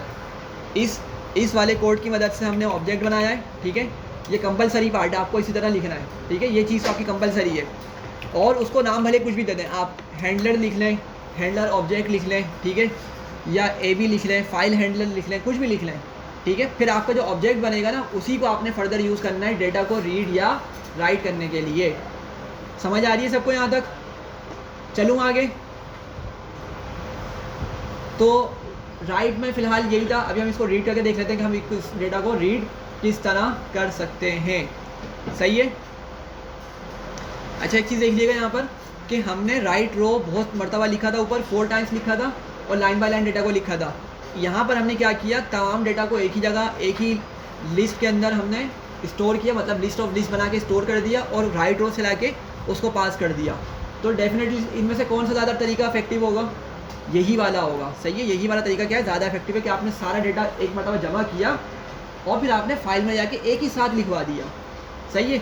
यहाँ पर क्या हो रहा था, यहाँ पर आपका बार बार वो ऑब्जेक्ट कॉल होता, ठीक है, हैंडलर ऑब्जेक्ट कॉल होता, वो जाता आपकी फ़ाइल में जाके एक लाइन लिखता, ठीक है, फिर वापसी आता, वापसी आके क्या करता, यहाँ से डेटा को उठाता, दोबारा से उस फाइल में जाके दोबारा से लिखता। मतलब क्या हो रहा है, ये थोड़ा सा ये बोल रहे हैं कि हम लेस एफिशिएंट काम कर रहे हैं, और इस पर ना जो हमारी रैम होती है उस पर इफेक्ट पड़ेगा। अभी तो हम 5 ही लाइन से डेटा लिख रहे हैं ना, सही है, कोई मसला नहीं है।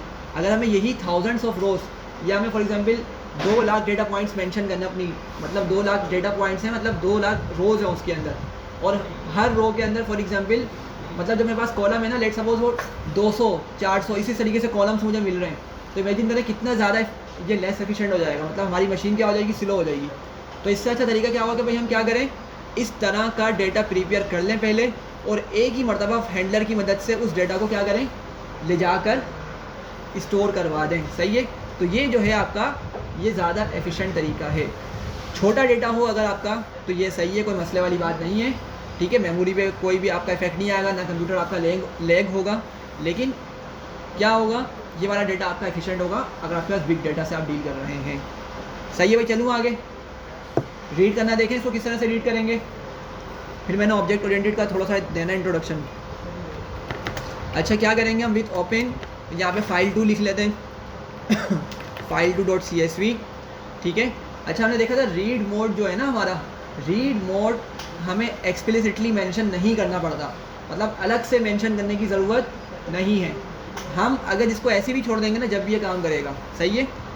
अगर आप चाहें तो इसको RB करके लिख दें, ठीक है, और अगर ना भी लिखें तो जब भी ये काम करेगा ठीक है। मैंने F फाइल लिख लिया कि भाई file2.csv को ओपन करो और उसका नाम क्या रख दो, फाइल रख दो। अच्छा क्या करूँगा मैं, CSV डॉट, अब मैं क्या करने लगा हूँ भाई, रीड करने लगा हूँ डेटा को, सही है। तो मैं यहाँ पे रीड का ही यूज़ करूँगा, तो मैंने सिर्फ REA लिखा था, इससे मुझे बता दिया कि भाई यहाँ पे क्या यूज़ होगा, रीडर का यूज़ होगा, ठीक है। अब मोस्टली टाइम क्या होता है कि भाई दिमाग से इंसान के निकल जाता है कि कब मुझे डंप यूज़ करना है, ठीक है। जब आप ज़्यादातर मतलब इन पे काम नहीं कर रहे होते ना CSV फाइल्स वगैरह पे, तो आपके माइंड से चीज़ें निकल जाती है, कभी मुझे कब राइट यूज़ करना है, कब मुझे राइटर यूज़ करना है, कब मुझे राइट रो का यूज़ करना है, सही है। तो आपको ये खुद रिकमेंड कर देगा, आपको माइंड में इतना तो होगा ना कि भाई अच्छा मुझे राइटर यूज़ करना है या राइट यूज़ करना है, रीडर यूज़ करना है या रीड यूज़ करना है, ठीक है। तो रीड का हमने यूज़ कब किया था, टेक्स्ट फाइल्स के लिए किया था। यहाँ पे क्या यूज़ करना है, हमें रीडर का यूज़ करना है, ठीक है। मैं इसको बोल रहा हूँ कि भाई क्या करो, CSV फाइल की मदद से रीड करो, ठीक है। किसको रीड करो, उस डेटा को जो मेरे पास किसमें पड़ा हुआ है भाई, फाइल में पड़ा हुआ है। और फाइल एक्चुअली किसको रेफ़र कर रहा है अभी, इस file2.csv को। ये बात समझ आ रही है, दोबारा समझ लें। CSV एक थर्ड पार्टी लाइब्रेरी, इसको हमने इंपोर्ट किया। मैं इसको बोल रहा हूँ कि क्या करो, इस लाइब्रेरी की मदद से क्या करो, रीड करो, ठीक है। किसको रीड करो, डेटा को जो इस फाइल में पड़ा हुआ है, ठीक है। और ये फाइल किसको रेफ़र कर रही है, किसको पॉइंट आउट कर रही है, इस file2.csv को बता रही है। अच्छा मैंने कहा जब तुम डेटा रीड कर लो ना, इसको स्टोर कर दो मेरे पास, let suppose data points variable के अंदर ठीक है। फॉर एग्जांपल एक मैंने नया नाम रख दिया इसका डेटा पॉइंट्स, कि जो तुमने डेटा को रीड किया ना उस पूरे के पूरे डेटा को उठा के इसमें डाल दो, डेटा पॉइंट्स करके एक वेरिएबल बना दिया, उसमें सेव कर दो, सही है। तो अब होना क्या चाहिए कि सारा का सारा डेटा मेरे पास किस में आ जाना चाहिए, डेटा पॉइंट्स में आ जाना चाहिए। तो जब मैं इसको प्रिंट करूं तो मुझे क्या मिलना चाहिए, अगर मैं इस डेटा पॉइंट्स को प्रिंट करूं तो मुझे क्या मिलना चाहिए, जो फाइल में डेटा मौजूद था वो मैंने रीड किया और रीड करके किस में डाल दिया, डेटा पॉइंट्स में डाल दिया। अब अगर मैं डेटा पॉइंट्स को प्रिंट करता हूं तो मुझे डेटा मिलना चाहिए, ठीक है। लेकिन ऐसा नहीं होने वाला। पहले एक चीज़ दिखा देता हूँ मैं आपको, फिर बताता हूँ क्या हो रहा है। ये डेटा पॉइंट्स, इसको रीड करते हैं हम, तो हमें क्या मिल रहा है भाई, CSV_CSV.reader object at this position. असल में हो क्या रहा है कि पाइथन के कंपाइलर ने उस डेटा को रीड करके डेटा पॉइंट्स के वेरिएबल में डाल तो दिया, स्टोर तो कर दिया उसमें, लेकिन जब मैंने इसको कहा कि भाई उस डेटा को प्रिंट करो तो ये क्या कर रहा है, असल में ये बता रहा है कि भाई मैंने आपके डेटा को ना इस पोजीशन पे ले जाके सेव किया हुआ है हमारी मेमोरी के अंदर, ठीक है। चूँकि अभी कहाँ पे काम कर रहे हैं भाई, अभी हमें सारा काम किस पे एग्जीक्यूट हो रहा है, ये सारा रैम पे हो रहा है, ठीक है। अभी ये रैम पे सारा हमारा काम एग्जीक्यूट हो रहा है। तो ये बता रहा है कि भाई रैम के अंदर एक पोजीशन है इस नाम से, वहाँ पर आपका डेटा मौजूद है सारा। बात समझ आ रही है, डेटा लाके नहीं दे रहा डायरेक्ट हमें ये। तो इसका हल क्या है, याद रखिएगा इस चीज़ को कि भाई जब भी हम CSV फाइल से डेटा को रीड करेंगे ना, तो हम वेरिएबल में डाल देंगे, वेरिएबल में स्टोर भी हो चुका है डेटा, लेकिन जब प्रिंट करेंगे ना डायरेक्ट, तो हमें क्या मिलेगी, उसकी पोजीशन मिलेगी। मतलब वो डेटा रैम में जहाँ पर अभी मौजूद है हमें उसकी पोजीशन मिल रही है या उसका एड्रेस मिल रहा है, समझ आ रही है। लेकिन मेरे लिए तो ये एड्रेस किसी काम का ही नहीं है, मुझे रैम से क्या कर, मुझे तो डेटा को निकालना है। तो अब क्या करते हैं हम यहाँ पर लूप चलाते हैं ठीक है। क्या करेंगे हम यहाँ पे हम लूप चलाएंगे उस डेटा को निकालने के लिए। तो क्या बोलूँगा मैं, फॉर लेट सपोज मैं लिख देता हूँ यहाँ पे वैल्यू, या डेटा भी लिख सकते थे, खैर कुछ भी लिख लें, इन कहाँ पर, मैं इसको बोलूँगा भाई तुम क्या करो, डेटा पॉइंट्स के वेरिएबल में तुमने जो डेटा स्टोर किया है ना उस पर लूप चलाओ, ठीक है। और क्या करो, उसको स्टोर किस में कर दो भाई, आइटरेटर क्या है मेरा, वैल्यू, उस आइटरेटर में बारी बारी डेटा को देना स्टार्ट कर दो, सही। मतलब जो डेटा मौजूद है ना, मुझे अभी एड्रेस मिल रहा था, उस समय अब डेटा निकालने लगा हूँ, लेकिन डेटा किस तरह निकल रहा है भाई, लूप चला कर ही निकलेगा आपका डेटा। सही है, तो मैंने लूप चलाया और मैं प्रिंट कर देता हूँ वैल्यू को। सही है। अच्छा, तो मिलने क्या वाला है मुझे, लिस्ट ऑफ लिस्ट्स मिलेंगी या सिर्फ लिस्ट मिलेगी या एक एक वैल्यू मिलेगी, जैसे नेम मिल रहा है, फिर मुझे एज मिल रहा है, फिर फी मिलेगी, क्लास मिलेगी, किस तरह मुझे डेटा मिलेगा। अच्छा भाई, कौन बोला लिस्ट ऑफ लिस्ट मिलेगी और कौन बोला सिर्फ लिस्ट मिलेगी। जी, लिस्ट मिलेगी क्या। अच्छा, और बाकी किस खाते में लिस्ट मिलेगी। सुफियान क्या मिलेगी, बिरयानी तो तुम्हें मिलेगी आराम से। अभी बताओ क्या मिलेगी, लिस्ट मिलेगी। सही है भाई, हमें क्या मिलेगा, लिस्ट मिलेगी। क्योंकि अगर आप इमेजिन करें ना, मैंने डेटा किस तरह स्टोर किया था, लिस्ट ऑफ लिस्ट बना के स्टोर किया था। सही है, किस तरह स्टोर किया था, यहाँ देखें सारे लिस्ट ऑफ लिस्ट बना के। अगर मैं इस चीज़ पे देखें, जब मैंने रीड किया तो डेटा भी तो इसी तरह से उठ कर आएगा मेरे पास, जिस तरह सेव हुआ बिल्कुल उसी तरह उठ कर आएगा। तो जब मैं इस लिस्ट ऑफ लिस्ट पे लूप चलाऊंगा ना, मुझे क्या मिलेगा, पहले पहली लिस्ट मिलेगी, फिर दूसरी लिस्ट मिलेगी, पूरी लिस्ट मिलेंगी। इंडेक्स वैल्यू से उठाता हूं और मैं हर इंडेक्स की वैल्यू उठाता हूं। हाँ, इंडेक्स की वैल्यू भी उठा सकते हैं, मतलब हम इनोमरेट करके एक फंक्शन होता है उसको यूज़ कर सकते हैं। ठीक है, वरना क्या होगा, जो इसको मेन वाली लिस्ट है ना, मेन वाली लिस्ट पे ये चलेगा और बारी बारी उसमें जो कोमे के दरमियान वैल्यूज़ मौजूद है ना, उसको उठा के लाके देता रहेगा। अब देखें मेरे पास कोमे से पहले क्या चीज़ मौजूद है, प्रॉपर लिस्ट मौजूद है मेरे पास, तो इसलिए मुझे ये लिस्ट में ही डेटा ला कर देगा। एग्जीक्यूट करते हैं तो देखें भाई क्या हो रहा है मेरे पास, उसने डेटा बिल्कुल उसी तरीके से मुझे लाकर दे दिया, मैंने जिस तरह उसको सेव किया था। ठीक है, तो लूप चलाने की वजह से क्या हुआ कि उसने बाहर वाली लिस्ट पे तो लूप चलाया, लेकिन अंदर वाली लिस्ट का प्रॉपर डेटा मुझे लाकर दे दिया। तो बात समझ आ रही है। फिर हम इस डेटा को प्रॉपर अपने किसी भी पर्पज़ के लिए यूज़ कर सकते हैं। ठीक है, इसको मर्ज करना चाहें, हमें कोई इसमें से वैल्यू निकालनी है, हम उस पर काम कर सकते हैं। सही है। अच्छा, एक बात बताएं सब लोग यहाँ देखिएगा भाई सारे, ये वैल्यू क्या कर रहा है, ये सारा डेटा लेकर आ रहा है, मतलब हेडर्स भी लेकर आ रहा है, फर्स्ट लाइन भी लेकर आ रहा है, सेकंड लाइन भी, थर्ड लाइन भी।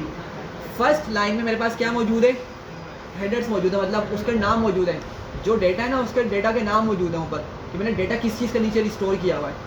अगर मैं ये चाह रहा हूँ कि मैं क्या करूँ भाई, मुझे फर्स्ट लाइन नहीं चाहिए, तो किस तरह होगा ये। अगर मैं ये चाह रहा हूँ कि भाई मुझे ये वाली लाइन नहीं चाहिए, मुझे बस क्या चाहिए, मुझे बस ये डेटा चाहिए। समझ रहे हैं बात सब। मैं अगर ये चाह रहा हूँ कि मुझे ये वाली लाइन नहीं मिले, कहाँ से मिले डेटा मुझे, यहाँ से मिले। कहाँ से मिले, इधर से मिले, अनीक के नाम से स्टार्ट मुझे मिलना स्टार्ट हो, तो किस तरह कर सकते हैं हम, लेकिन स्लाइसिंग किस पे करेंगे हम। देखें, अगर मैं आता हूँ और डेटा पॉइंट्स पे स्लाइसिंग करता हूँ, ठीक है,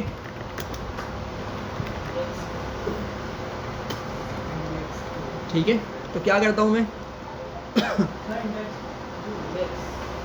1 करके कॉलन लगा देता हूँ यही होगा ना भाई कि मुझे ज़ीरो वाली लिस्ट नहीं चाहिए।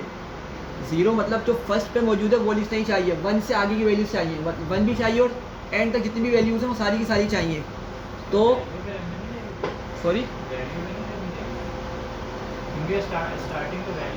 अच्छा देखें मैं बताता हूँ, वैल्यू पर नहीं चलेगा ये, वैल्यू पर इसलिए चलेगा, देखें वैल्यू पर असल में आपके पास ना अब लूप चल चुका है। जब लूप चलेगा ना, इमेजिन, मैं आपको इसमें अच्छे से समझाता हूँ, ठीक है। क्या हो रहा है, देख रहे हैं, ये मना कर रहा है, यहाँ पर ये चीज़ मना कर रही है। मैं आपको पहले वो दिखा दूँ, आप क्या बोल रहे थे। अच्छा भाई यहाँ देखिएगा सारे अगर मैं वैल्यू के आगे स्लाइसिंग करूँ, नहीं ना, पहले करके देख लेते हैं। क्या बोलना आप यहाँ पे, क्या करूँ मैं, 1 कॉलन करके आगे लिखूँ, ऐसे ही है। देखें आपको क्या मिल रहा है, उसने नेम उड़ा दिया सबका। अब ज़रा बात को समझिएगा, मैं आपको इसी लिस्ट को ना अच्छे से करके समझाता हूँ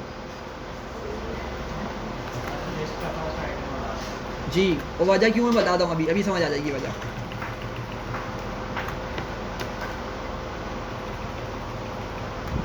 ये हटा देना इधर से। कहाँ से, अगर ये नेम एज फी क्लास अगर इधर से हटा दे तो नहीं मिलेगा। नहीं ना, हटाना थोड़ी है, डेटा तो आपके पास प्रॉपर होना चाहिए ना।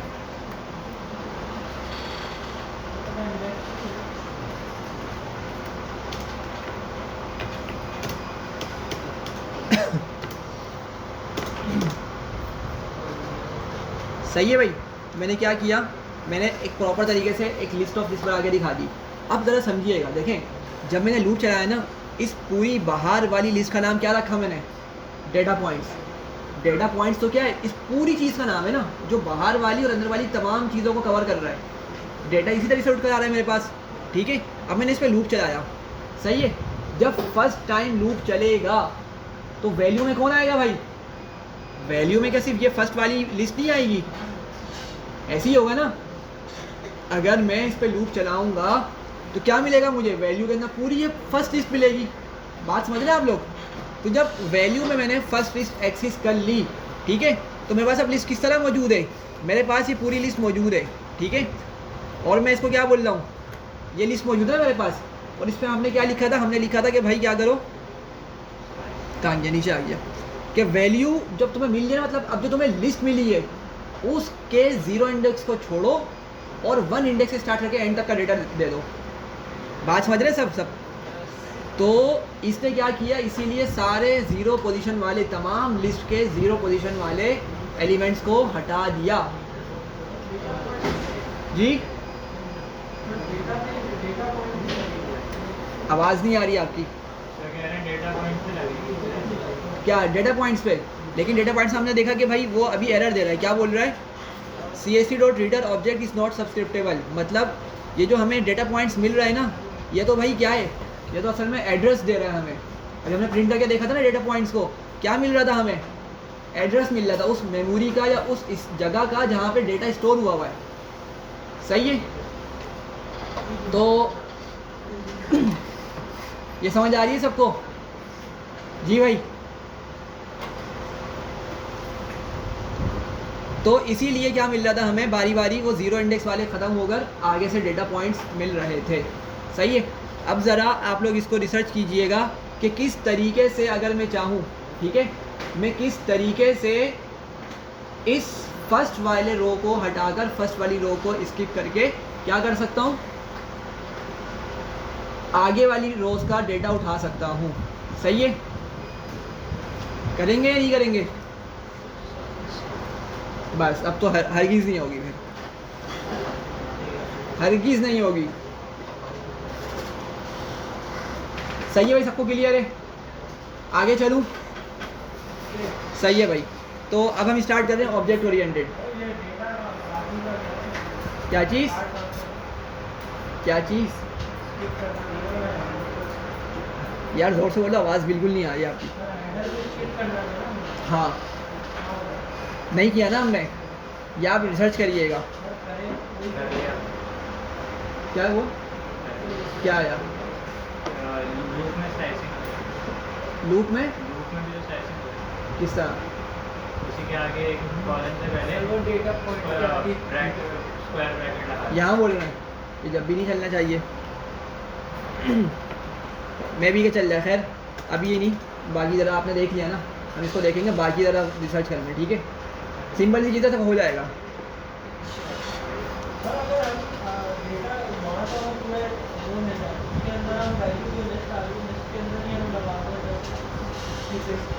नहीं चलेगा ना, अभी तो बताया, अगर आप डायरेक्ट ऑब्जेक्ट पे यूज़ कर रहे हैं नहीं करेगा वो, सही है। तो एक का जवाब सही आ चुका है, वैसे मैंने गलती कर दी, लिख के लिखना नहीं चाहिए था। सही है, तो रिसर्च कर लीजिएगा ज़रा, ठीक है।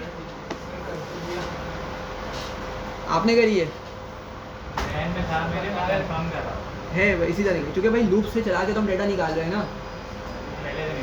हाँ, ऊपर लगाया तो ऊपर गलती करेगा, लूप पे जब चला के डेटा निकाले तो मतलब अब वो प्रॉपरली लिस्ट की तरह बिहेव कर रहा है, list of list he behave कर रहा है, तो वहाँ पे हम काम कर सकते हैं। अच्छा भाई यहाँ देखें, सारे ऑब्जेक्ट ओरिएंटेड स्टार्ट कर रहे हैं।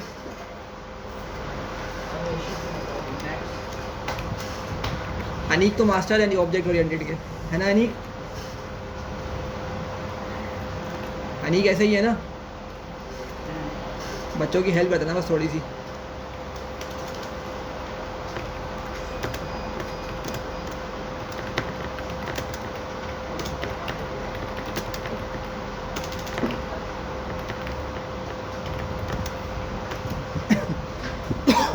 अच्छा भाई ऊप पढ़ रहे हैं, ठीक है, जिसका मतलब क्या है, ऑब्जेक्ट ओरिएंटेड प्रोग्रामिंग। अब भाई इस चीज़ को अगर आप लोगों ने नहीं समझा ना, तो फिर अभी अगर शुरू से ही नहीं समझा ना, तो आगे की जितनी भी हम क्लासेस पढ़ेंगे ना, 4 से 5 क्लासेस में ऑब्जेक्ट ओरिएंटेड पढ़ेंगे, वो आपको समझ ही नहीं आने वाली। सही है, तो खुदा का वास्ता, अल्लाह का वास्ता, जिसको भी आप मानते हैं उसका वास्ता, कि भाई इंसानों की तरह समझ लीजिएगा इस चीज़ को। सही है, ताकि आगे आने वाली क्लासेस में आपको कोई प्रॉब्लम ना हो। सही है, सबको समझ आ रही है?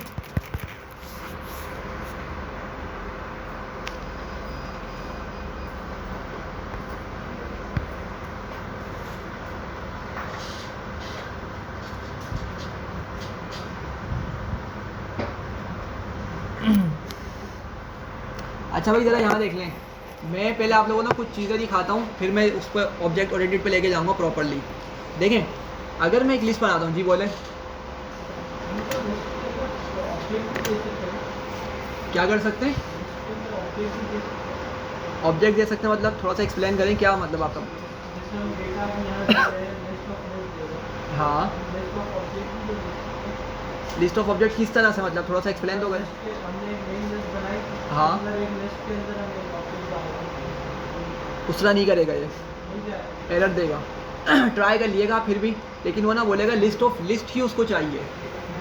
अगर आप एक लिस्ट बना के देंगे ना डेटा को, तो असल में जिस तरह उसकी लॉजिक डिज़ाइन हुई है ना लिखने की, वो काम नहीं करेगी। क्या चीज़ यार, आगे आ जाओ, कुछ कर तो नहीं रहे? फिर ज़ोर से बोलो, आवाज़ नहीं आ रही मुझे।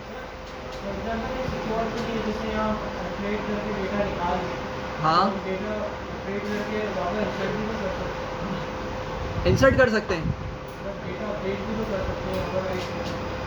देखें फिर क्या होगा, आप एक्चुअल उस डेटा के अंदर काम नहीं कर रहे होंगे। देखें, बात समझिएगा, जब आपने रीड मोड में ओपन कर लिया ना किसी चीज़ को, तो बस वो रीड मोड के लिए ओपन है, आप राइट नहीं कर सकते उसके अंदर कुछ भी। बात समझ रहे हैं? अगर आपने फाइल को रीड पर्पस के लिए ओपन कर लिया, और अगर आप चाह रहे हैं कि आप उसी के अंदर राइट मोड भी कर दें, मतलब कुछ लिखना भी चाह रहे हैं, पॉसिबल नहीं है ऐसा। रीड मोड में अगर आपने ओपन किया, आर मोड में ओपन किया है, पता है हम उसके लिए फिर दूसरे मोड्स यूज़ करते हैं, जैसे आर प्लस मोड हो गया, ठीक है। फिर आप आर प्लस मोड यूज़ यहाँ पे यूज़ करें, डेटा को रीड करें और क्या करें, राइट भी करवा दें। इसी तरह डब्ल्यू प्लस मोड भी होता है, ए प्लस मोड भी होता है। सही है, बहुत सारे मोड्स हैं, हमने सिर्फ बेसिक्स वाले कवर किए हैं। अब आपकी रिक्वायरमेंट या आपके माइंड में जो जो चीज़ें आती जा रही हैं ना, वो हर चीज़ मतलब पॉसिबल है, ठीक है। आपको बस उसको देखना पड़ेगा कि भाई वो कौन सी चीज़ से हो रहा है। अभी जो आप वाला टास्क है ना, आप जो बता रहे हैं कि भाई कोई डेटा मैंने निकाला, मुझे लग रहा है कि ये वाला डेटा सही नहीं है, इसको मैं सही भी करना चाह रहा हूँ हाथ के हाथ, तो आपकी जो CSV फाइल बनी है ना, उसमें तो चेंज नहीं करेगा वो, अगर आपने आर मोड में ओपन किया है। हाँ, अगर आपने आर प्लस मोड में ओपन किया होता ना, तो पॉसिबल था कि आप कोड लिख के क्या कर सकते थे, उस CSV फाइल में ले जाकर डेटा को अपडेट करवा सकते थे। सही है भाई। अच्छा यहाँ देख लें, देखें यहाँ पे सारे समझिएगा, सबकी गर्दन ऊपर दिखे हैं मुझे। बहुत आप लोगों ने चावल से कीड़े निकाल लिए, पत्थर निकाल लिए, पीछे वालों हजरात को बोल लो, आगे वालों को नहीं। अच्छा भाई देखें, मैं एक लिस्ट बना रहा हूँ यहाँ पे 1 2 3 4 5, ठीक है। मैं क्या करता हूँ, मैं यहाँ पर आके लिखता हूँ L.upper। अगर मैं अपर का एक फंक्शन यूज़ कर, मेथड यूज़ होता है हमारे पास, वही फंक्शन नहीं मेथड है। अगर मैं अपर का मेथड यूज़ करूँ तो क्या मिलेगा मुझे, बल्कि मैं एक काम करता हूँ, नंबर्स क्यों लिख रहा हूँ, मैं यहाँ पे नाम लिख लेता हूँ। मैं लेट्स सपोज लिख लेता हूँ A फ़िलहाल, ठीक है, B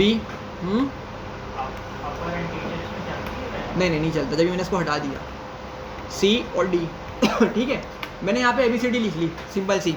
मैं इससे बोल रहा हूँ L.upper, क्या होगा, क्या आउटपुट आएगा भाई, सारी वैल्यूज़ क्या हो जानी चाहिए। चलें भाई, क्या बोल रहा है, list object has no attribute upper, मतलब लिस्ट पर अपर का मेथड काम नहीं करता, लिस्ट पर अपर का मेथड काम नहीं करता। अच्छा भाई ज़रा यहाँ देखिएगा, नासिर हसनैन, यहाँ देखें, लिस्ट के बाद क्या लिखा है इसने, ऑब्जेक्ट। ऑब्जेक्ट ओरिएंटेड पढ़ रहे हैं ना, तो ज़रा आप चीज़ों को समझ लें किस तरीके से पाइथन हर चीज़ को ऑब्जेक्ट बोलता है। लिस्ट को क्या बोल रहा है, ऑब्जेक्ट। हमने तो क्या पढ़ा था, लिस्ट क्या होता है, डेटा टाइप होती है, लेकिन यहाँ तो आगे इसका नाम ही चेंज हो रहा है, क्या बोल रहा है पाइथन इसको, ऑब्जेक्ट। आगे देखते हैं और कुछ चीज़ें और हैं।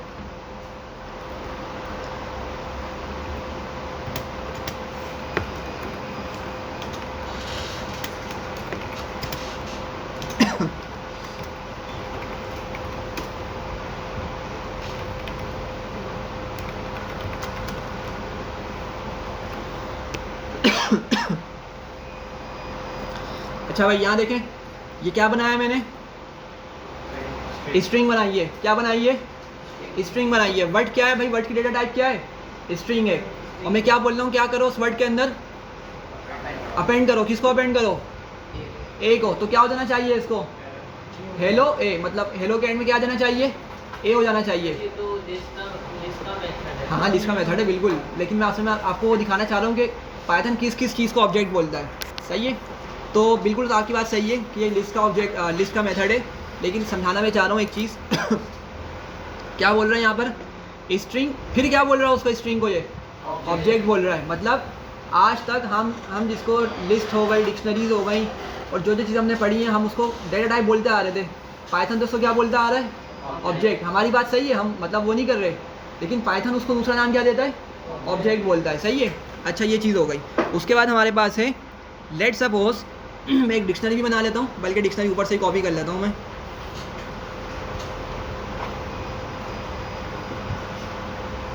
लेट सपोज मैंने डिक्शनरी कॉपी कर ली।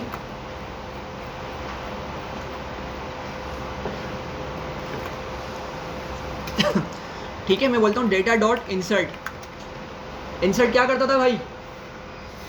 इंसर्ट मेथड वैल्यू ऐड करता था, अपेंड भी वैल्यू ऐड करता था। फिर डिफरेंस क्या हुआ दोनों में? इंसर्ट इंडेक्सिंग के बाद। हाँ, इंसर्ट बताता था कि भाई आपको किस पोजीशन पर अपनी वैल्यू ऐड करनी है या वहाँ पे रखवानी है, वहाँ पे जाके ऐड करवानी है। सही है।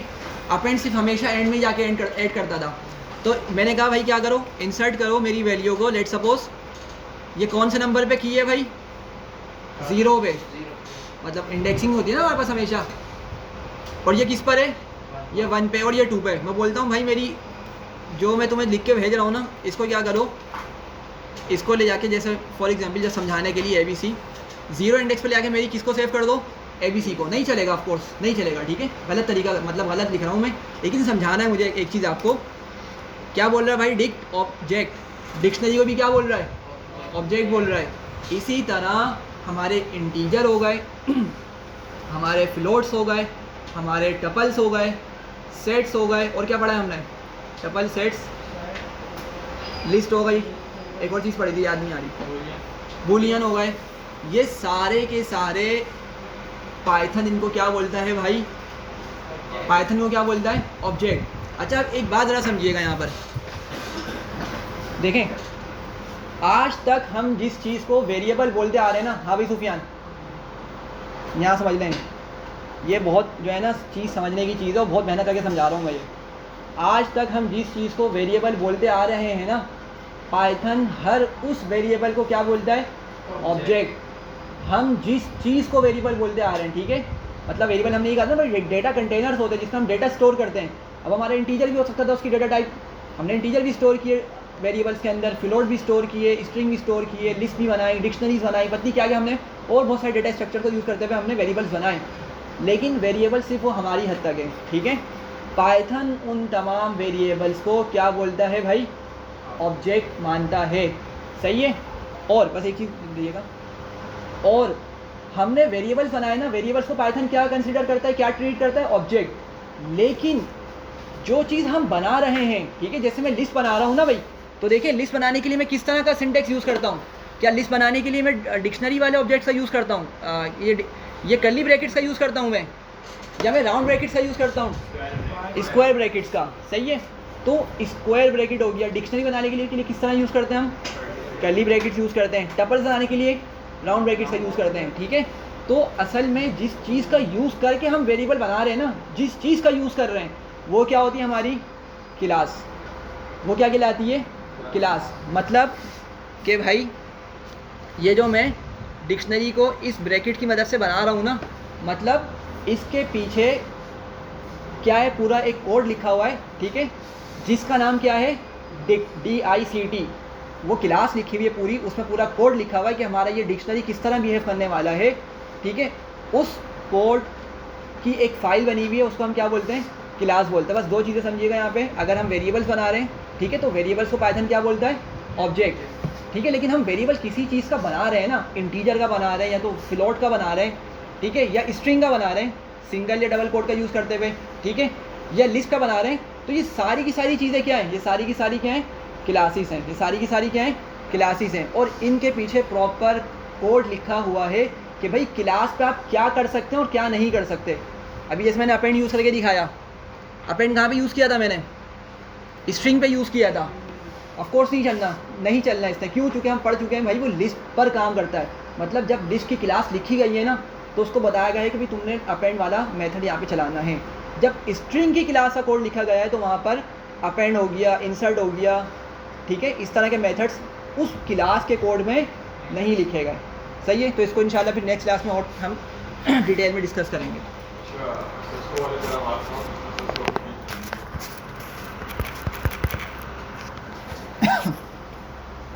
तो इन दोनों के अलावा कोई और है जिसने मरीज किया वो भी मौजूद ना हो इधर और याद है किसी को याद है? अच्छा, ये QR कोड लो, सबसे पहले ग्रुप में ज्वाइन हो, फोन है ना उनके पास?